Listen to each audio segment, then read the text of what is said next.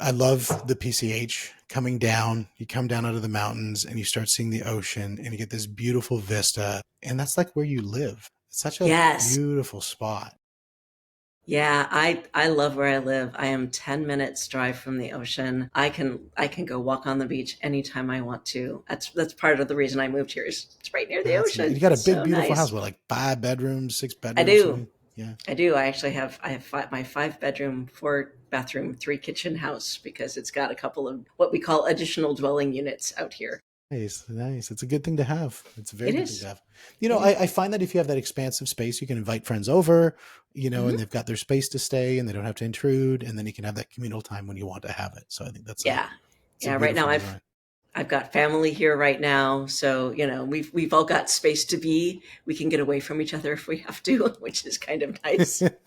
Because we all love each other very much. When you no longer live together all the time, sometimes it's Yeah. you just need your.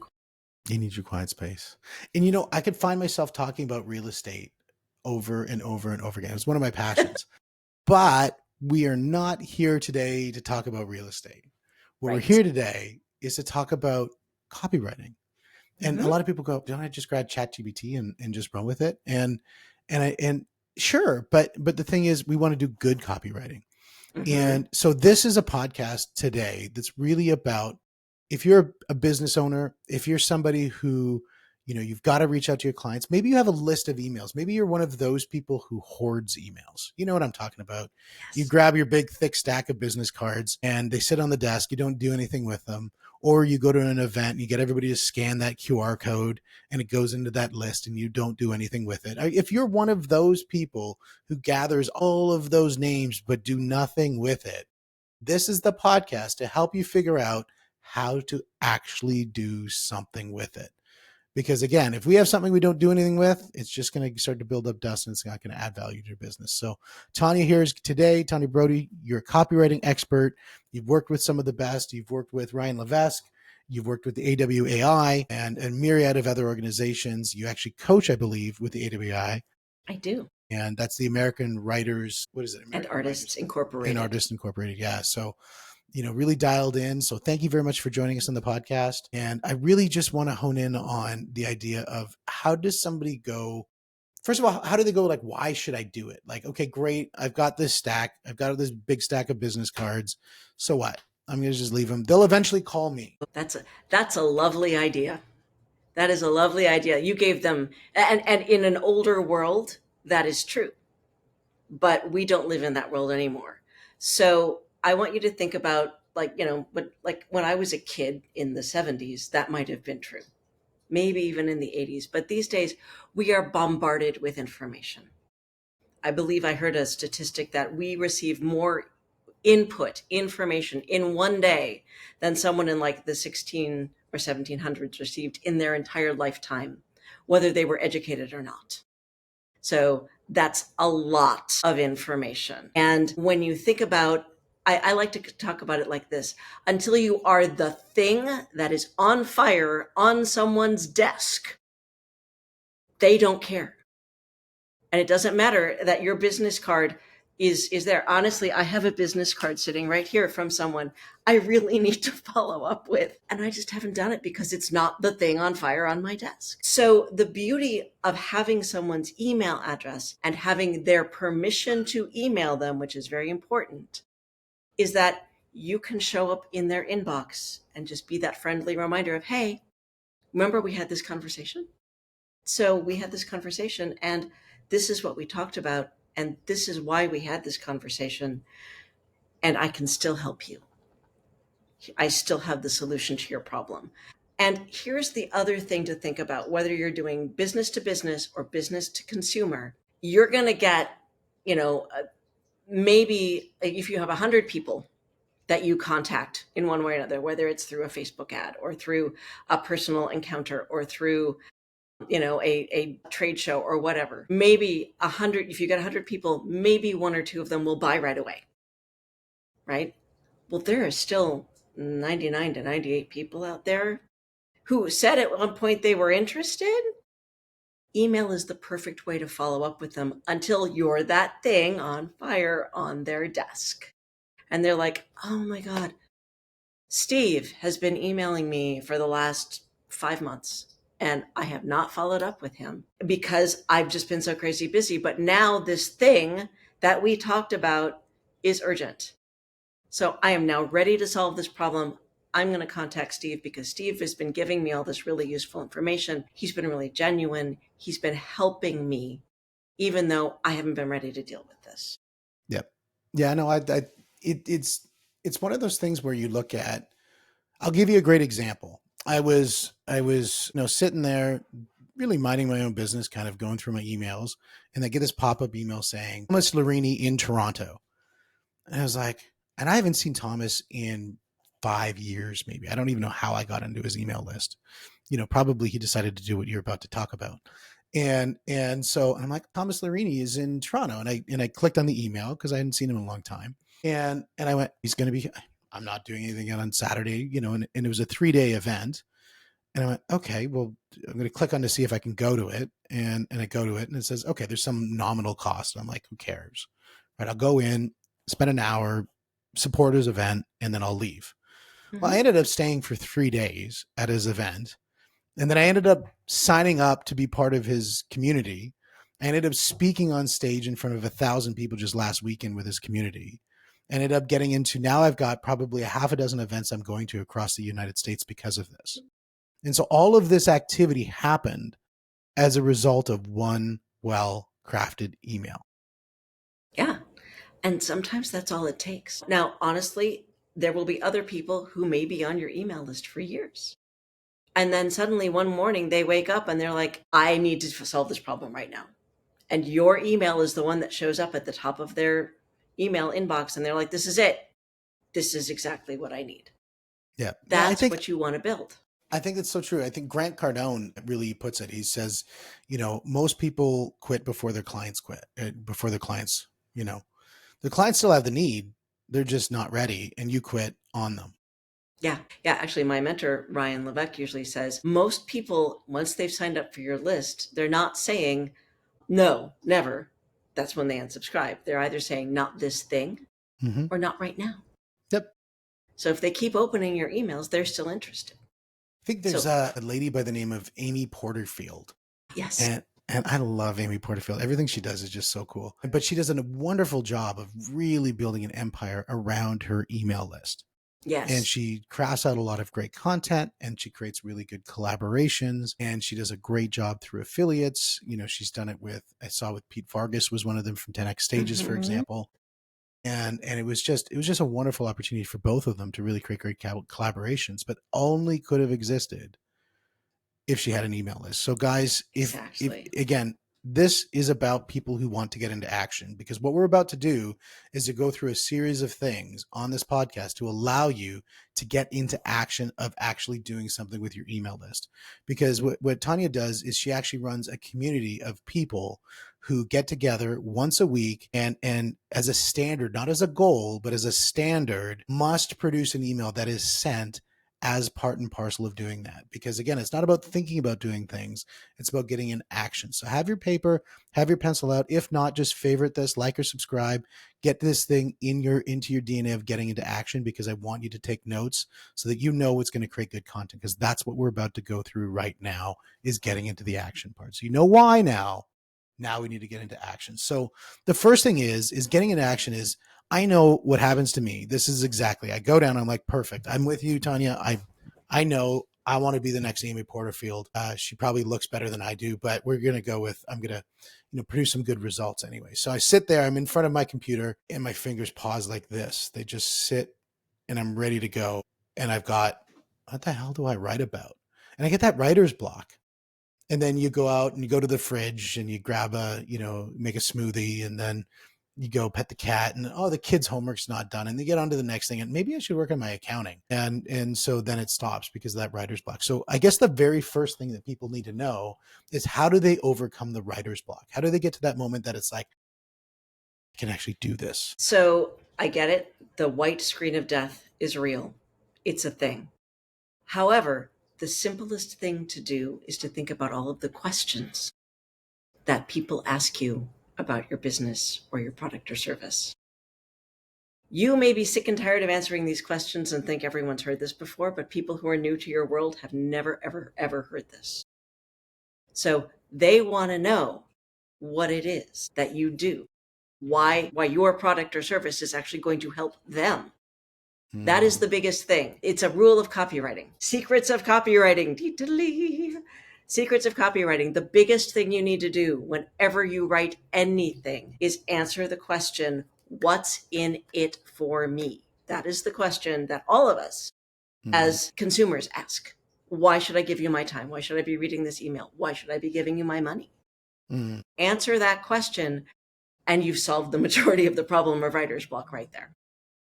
I think a lot of times when we look at sales or anything really, even parenting, coaching, whatever it is, 80% of the time you're saying the same thing and you're just saying it to a different person. So what you're saying is ask yourself, what is the question that most people are asking? Write those, start by just writing those questions down, because that's probably an easy process. If you're a lawyer, how much do you cost? What do you do? Is your service guaranteed? All of these things. If you're a plumber, tell me about your background or whatever. Yeah. Well, and it's not even that so much as, what are the five most common questions people ask you? Just Hmm. think about it that. And it's going to be stuff like, if you're a lawyer, why do I actually need your help? Yeah. Let's, can't I just take this to small claims court? Or, can't I just go to the county courthouse and deal with this myself? Hmm. If you are a real estate agent, what are the things I should be looking for in a house? What are the five things that people miss when they're looking at a house? If you're a sell children's clothing, what types of fabric are best for my kid? So think about those questions that people ask you regularly, that especially the things that you're passionate about. So for me, I'm really passionate about getting people to write these emails regularly. So that's something I could talk about all day. That actually makes it easier to write. Yep. Yeah. And I think it's starting with, rather than the answer, starting with the question. It seems like that promotes, number one, probably more questions. But number two, it promotes the ability then to answer those questions, because it's a lot easier to answer something than to just write something. Is that the reason why? That's a big part of it. And because it's also just, it helps stimulate your brain. That's the biggest thing, is for most people, they don't know. They face that white screen of death and they're like, I have no idea where to start. Having that prompt of the question just helps them get started. Honestly, one of the resources I offer is a list of 30 subject lines to keep your subscribers opening and reading every email, because what most people need is somewhere to start. Once you got that, you can go. That You're totally fine. makes sense. That totally makes sense.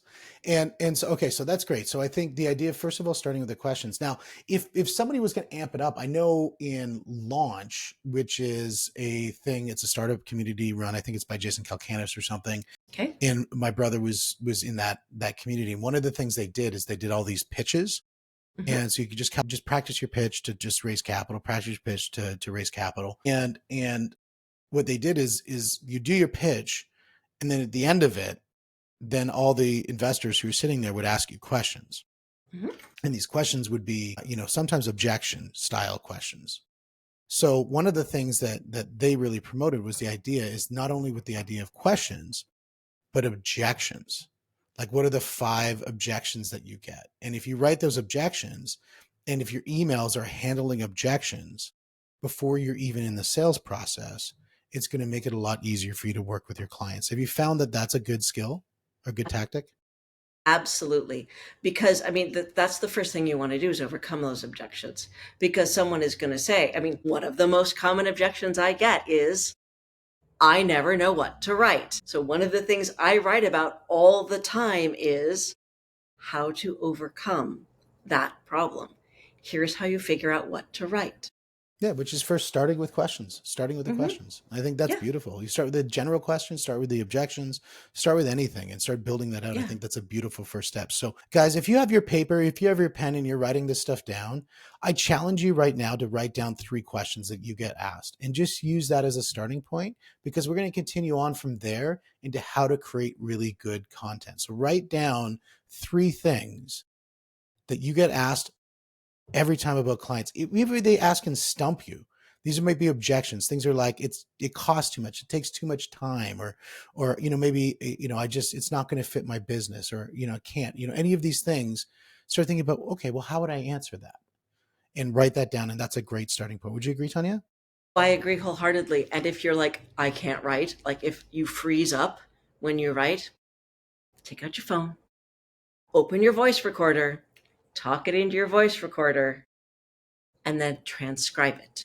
Have it Absolutely. transcribed, and then take out all the ums and ahs, smooth it out, because it's still your answer, which is what people want. And that's another way to break that whole writer's block thing, is because some people literally freeze up on the keyboard. Yep. Well, then don't Totally. use the keyboard. That's fine. That's right. I love it. I love it. So now you've got, okay, so we've got it where we've got those questions, we've got those questions written down, and now we want to turn those questions into creating engaging content. So I know you first mentioned about the idea of a really good subject, and how important that is. And I agree. I think those are the ones that catch you. It's like, I got to really open this email. And so first of all, let's talk about subject, and then we'll talk about body. What makes a really good Sure. subject line? So a really good subject line is something that catches people's eye. I mean, and let's just be honest, because, when you're scrolling through your emails, you're like, oh, wait. And so the things that the three that I really enjoy using the most are curiosity based subject lines. So things that are like, they ask a question or they phrase something in a way that makes people go, really? Huh. Those are always going to get people to open, a subject line. So that's going to be one thing for a subject line. Another really, really good one is something that plays on a common phrase, or basically sort of a meme, if Mm-hmm. you will, something where you can take an older idea or like a common phrase and then twist it to your own purposes. So what would be an example of something like that? Yeah. So, now, of course, now I have to think about one. Let's, if I were doing something for the holidays, let's say, um, let's use Frosty the Snowman just as a casual example. So, Frosty the Snowman has a jolly, happy, whatever your product or service is. You know, Frosty the Snowman has a jolly, happy email writing group, or Frosty the Snowman has a jolly, happy house Yeah. that he wants to sell you, or whatever Frosty's it got a is. podcast. Frosty's got a podcast, something like that. Obviously that's just pulled right out of, I'm trying to think of fun things that I've done in the past. But, there are a lot of things that you can do when you look at, I personally, I love riffing off of Star Wars. That is I so love good. it. I'm a huge science fiction fan. I will totally admit that. And so I've put out subject lines like, these are not the droids you're looking for, or Nice. these are not the whatever you're looking You're looking for, for, yeah. because that's going to grab people's attention, because they're going to go, oh wait, what is that? you That, know Another thing that I've done is I've used the Indiana Jones line, trust me. Now when you do that type of thing, you need to follow that up in the content with why you're using that. But people are going to get it, and they're going to go, oh my god, yes, I recognize that thing. And it grabs their attention. So that's why I like that type of thing. The third type I really like are the controversial ones, the contrarian subject lines, where everyone says this, but it's actually this. Why does everyone say this thing? And then your pre-header text can say, open up to find out why I don't, yeah. blah blah blah, Yeah. that type of thing. I love those contrarian subject lines. I open them on a regular basis because I'm always curious, but also Or I like contrarian. writing them. Or contrarian, yeah, it's like, wait a minute, and that's just is you're getting that reaction of why are you contraring, being contrary to my beliefs. And people come in with the attitude of, I'm going to challenge this. And then when they start reading that, you can get them into and whether your email itself is contrarian or not, you can get them into that. Now, again, with both of those things, you need to pay that off right away in the beginning, because in my opinion, there's nothing worse than giving a subject line and then sort of like doing a bait and switch. Yep. But So when you pay it off, your email could say, stop doing email marketing unless you do this. Right. And then somebody might open that to say, oh, okay. And then you have to follow up the content with what the this is. Here's the this. Yeah. Right. Yeah. Give the meat right away. And then I guess the link would be, if you want more of the this, click on the link. Exactly. So would that be considered a good? That would be a great email structure right there. That'd be Yes. great. Okay, Yeah. cool. Yeah. And that's just, So I guess the idea is just, it's just avoiding being boring is probably another thing that, sending your spam of your price list is probably not going to do it. yeah, that's not going to help people. Yeah. And I think that's the biggest thing to think about is what is it that makes you, you? Be yourself, be genuine. Don't, can I rant about ChatGPT for a moment? Yeah, totally. Okay. ChatGPT is awesome for We can research. delve. We can delve. Yeah. I love ChatGPT for research.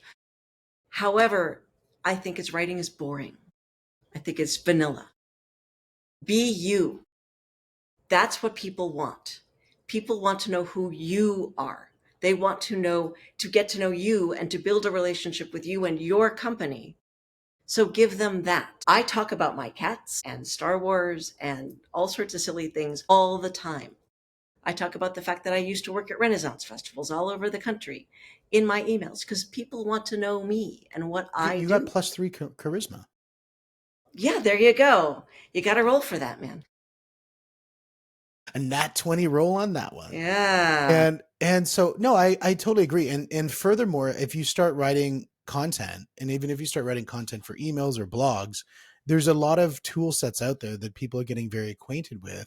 Things like Zero GPT, which you'll take the content and you run it through, and it's very easy to identify that it's an AI generated bit of content. And don't think that the filters aren't starting to get savvy about that. I know a lot of the things, you start posting on YouTube, and if you don't declare it as AI generated content, YouTube's going to flag you for it and they're going to shut you down. Yeah. And so I think when we go forward into 2025, people are going to have to start thinking about the difference between AI generated content, or AI augmented content might be something different, but AI generated content is probably going to be frowned upon. And the other thing is, do you want to sound like everyone else? I don't. I want to sound like me. And I want to share my ideas, not whatever ChatGPT decides it should combine to be my ideas. That's not the same thing. Yep. I mean, So really think about that. What do you want to sound like? Who are you? And share that with your audience. if you use ChatGPT like you would use an administrative assistant to build out content, then it's a very good thing. Yeah. If you want ChatGPT to be a replacement of you, it's going to be very difficult to do that. And that's not to say that you can't. I mean, I have synthetic podcasts. These are podcasts that are completely synthetic. I actually listen to them. They're completely AI generated, AI sourced, AI released, AI done. And I actually listen to them because they do a great job of summarizing things that I need to listen to keep apprised of what's happening in that specific market. So I actually use it. I consume the content that I'm creating in AI on Spotify as a listener to my own content. It's weird listening to your own voice, but it's great because I get the content I'm looking for. So there's always an application for AI, I think, and it's going to keep on going.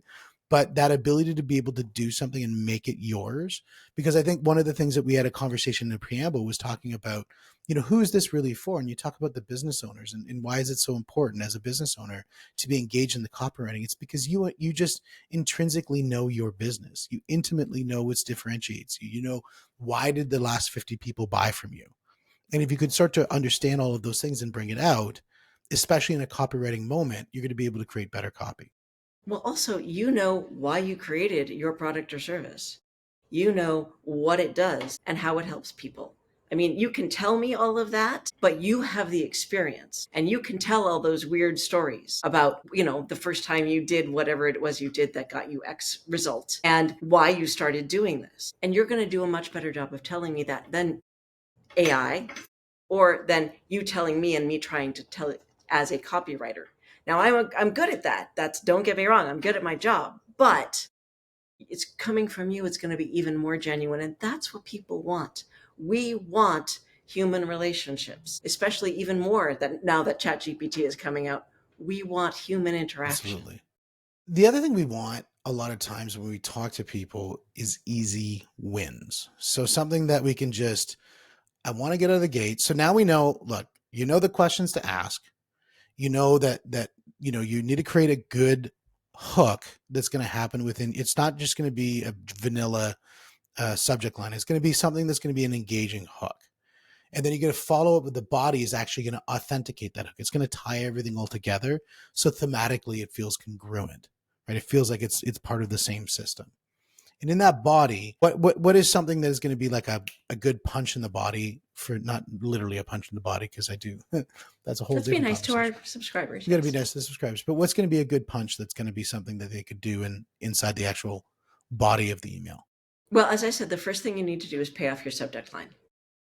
If you're using that curiosity subject line, explain why. If you're using your contrarian subject line, give them that contrary opinion. If you're using that play on meme or whatever, that play on culture, say why. And you can use that into whatever story you're going to tell. And the reason I like telling stories is because that's easier for most of us than writing copy. That feels much more formal. That feels much more formulaic. Clinical. Yeah. But the other thing you have to remember is, again, you're building a relationship here. These emails are not just about selling.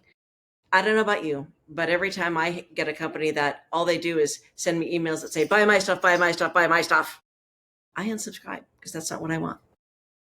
I want to know who these people are. I want to know what they're doing and how they can help me. Buy my stuff is just telling me to buy their stuff, and I don't care. So when you take the time to tell the story of whatever it is you're writing about, and you feed that story into whatever it is you're trying to direct them to, that is what your body is about. So tell that story. And I think that when you do that, you're just going to get a better reaction and people looking forward to reading your emails every week, which is what you want. Yeah, I love the idea of, first of all, pay off your headline. Like, I love that. That is actually, it's so interesting of a perspective. And then give them what they want, give them something that has value, Mm-hmm. is so critically important. Now, if we wanted that quick win, so now we know what it is, now we know what the body needs to do. What is somebody's next step? What is their quick win? How do they do the next thing? So in some cases, in your email, you can give someone that small quick win. You say, this is how you do X. And you want to do those emails every once in a while. I call them the how-to emails. It's like, here's the thing you can do. And then they're like, well, Steve actually gave me something useful. I'm going to read Steve's next email because maybe he'll do that again. So the other thing that I like to do is I like to link those to something else that will help, another resource, whether it's a blog post, a podcast, an article about my business, or an article related to whatever the subject is. Because your goal in every email needs to be to get someone to click on a link. This does two things.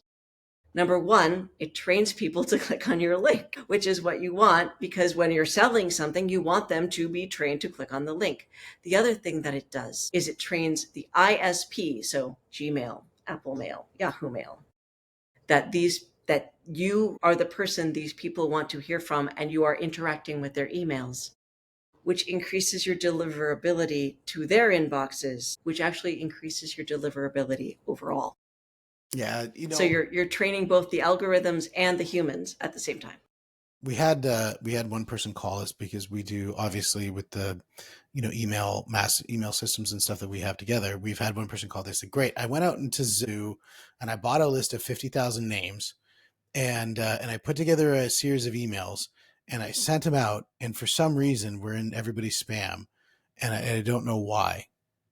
And so let's talk a little bit about compliance in email marketing, TCPI or TCIP or Yeah, TCTTs, all of that stuff. Yeah. and compliance, and how important that is. And then some of the other elements from a technology standpoint that really need to hit. So the first thing is, please don't buy lists. And the reason I don't advocate buying lists is, number one, even if a list vendor sends you a sample, they're going to send you the good people, and then the rest of that list is possibly dead. So you're really wasting your money. It's better to build your own email list through inbound marketing, meaning people who opt into your list and give you permission. Second, when you just send emails to people randomly with no introduction, why should they open your email? I mean, most people, I look at stuff, I get stuff like that all the time. I'm like, who the heck are you, or why are you in my inbox? Why are you wasting my time? So stuff like that isn't helpful. It just clutters up people's inboxes and pisses them off. It pisses me off all the time. I hate it. I just mark them as junk, which is part of what gets you sent to spam. Because as soon as people start marking you as junk, they are then training the algorithms that they don't want to hear from you, and then they start sending everything to spam. The other thing is, certainly in the US, you are in violation of the Can Spam Act. Thank you very much, government acronyms. I suspect you're probably in violation in Canada and any other number of countries where that's actually technically illegal. But you are supposed to get someone's permission to email them. This isn't like being able to have someone's address as public record. This is someone's inbox is their private property. On the algorithm side, Gmail, Apple Mail, Yahoo Mail, they're trying to protect their customers. So when you send people stuff without their permission, yeah, they're going to send you to spam. They're going to send you to the promotions tab because you've never said you want to hear from these people. So if I've got this list of, say, and we're going to say it's a small list of, say, 300 people, I haven't talked to them in a year, and I'm thinking, I want to reactivate them. And again, I get that hesitation because I don't want to be non-compliant. I don't want, the government to break down my front door because I sent out 300 emails. How do I get over that hesitation, and how do I get into action? So funnily enough, Steve, I did this with an old list of mine. As I mentioned, I used to be a performer at Renaissance festivals, and I have an old list of from when I was a musician touring around the country.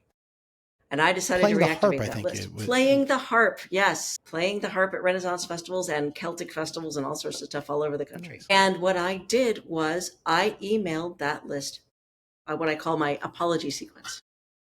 3 emails. The first one is, I'm sorry I fell off the face of the earth. Here is something for you. So that actually got them to click through to something. And in this case, it was a YouTube video of me singing. So they got a song, right? The second one was, here's what's been going on in my life. And they got another thing to click on. And in this case, it was my Facebook page where they got another song. And then the third one was, here's what's happening from now on. And that would keep them going. So like from now on, I will email you every month. I will send you a list of the concerts I'm playing. I will, I did this like right at the beginning of COVID. So I'm going to play a monthly concert, from my living room. Mm. I'll send you a link, or I'll be putting out videos for you to watch. And now, of course, it's I'm playing at this place, or I'm in this show, or what have you. And that way, people have something to engage with. But if you send those first 3 emails, that gives people the chance to open that email and remember who you are. You have to remind them of who you are, and then explain why you stopped emailing. So, and it could be something as simple as, oh my gosh, we have been so crazy busy that we literally have not had time to send an email. We're really, really sorry. We promise we won't fall off the wagon again. Here is what we'll be doing from now on. Yeah, I think the apology approach at the beginning, I think is it's really taking ownership of the situation and giving people permission to forget you. Yeah. And so now they have the permission to forget you. Now they have the ability to learn who you are again. And then moving into that learn who you are again, it's great. And then you have the third email getting into the permission to say, I just want permission that I can keep up to date with you. Mm-hmm. Yeah. And I think that is, you have permission, and you have permission. That's a beautiful way of doing it. Yeah. And it's explaining yourself. It's being human, as opposed to just randomly showing up in someone's inbox and saying, hi, here we are again, buy our stuff. Yeah. Which is, just rude, really. No, it's very rude. Very rude. I love it. And the last thing I think that's really important when it comes to getting into action, I think people buy for 4 different reasons. They buy something because they're in pain. They're like, I'm suffering from something. I need painkillers. So, solve the problem. The other time people buy is because there's an opportunity, right? I need to be able to, this allows me to go from A to B in a faster, better, easier way, whatever it is. The third thing that people buy is because elevated status. People don't buy a Maserati because it's more reliable than a Hyundai. They buy it because it gives them an elevated status, makes them feel good, maybe makes them look bougie as they drive up to the yacht club or whatever. Then the fourth reason why people buy is community, is that a lot of time people don't want to go alone. And I know that's something that you're very passionate about, is that if you Yes. can get people in a room together and collaborating together and sharing their journey of getting into action, you find that you find that more successful. And just elaborate I a little bit on that. do. So basically, this group that I run, we get together for essentially an hour and a half. And you can attend. I have 2 sessions a week, but you attend once a week. You come in, and for the first 30 minutes, we write our emails.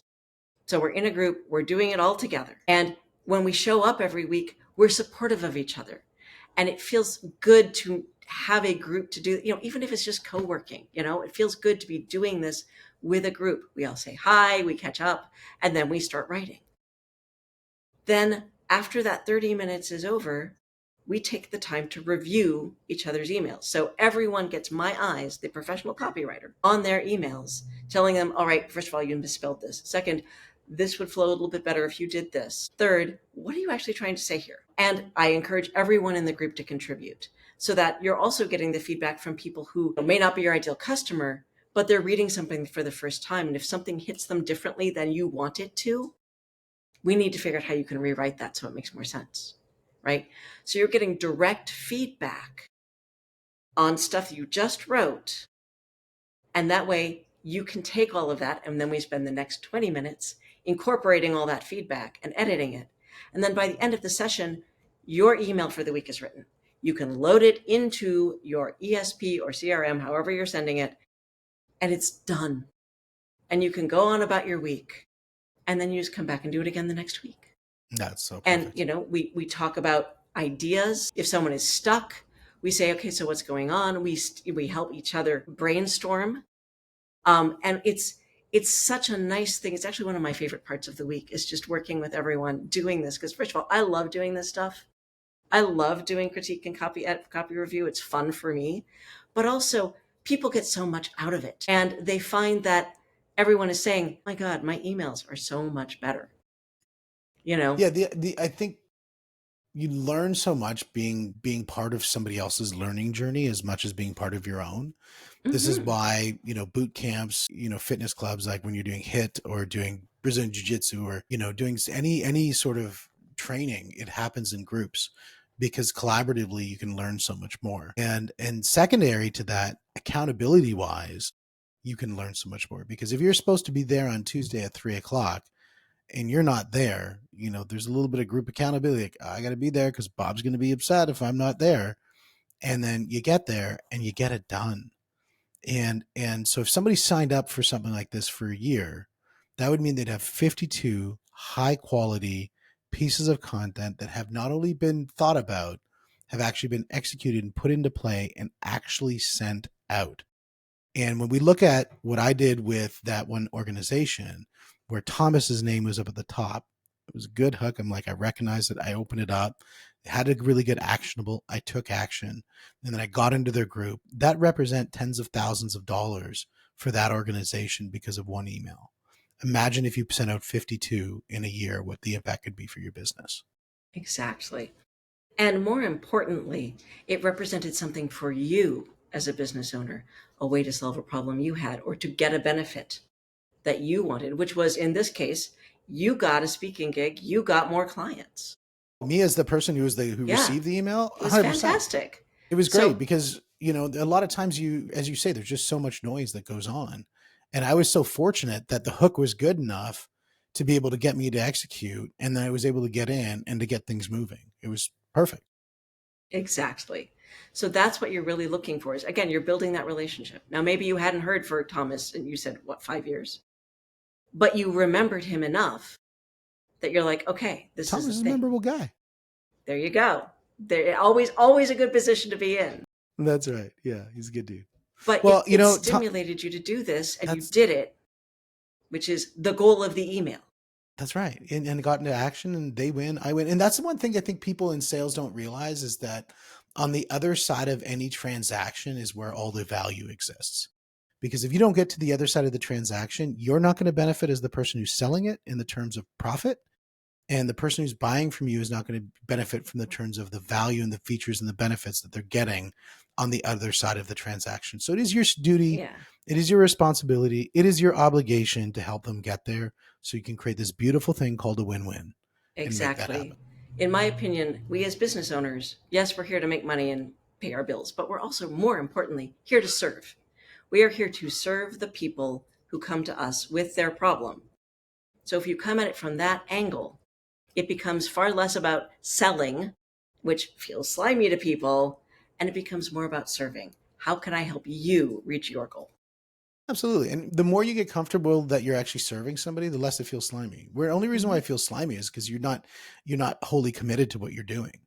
Like Right. if you were wholly committed to what you're doing, it would not feel slimy at all. If I'm out there and I'm selling tourniquets in the middle of a battle to people so that they can save lives, I think I'm going to feel pretty good about using a very solid closing techniques to make sure they get what they need.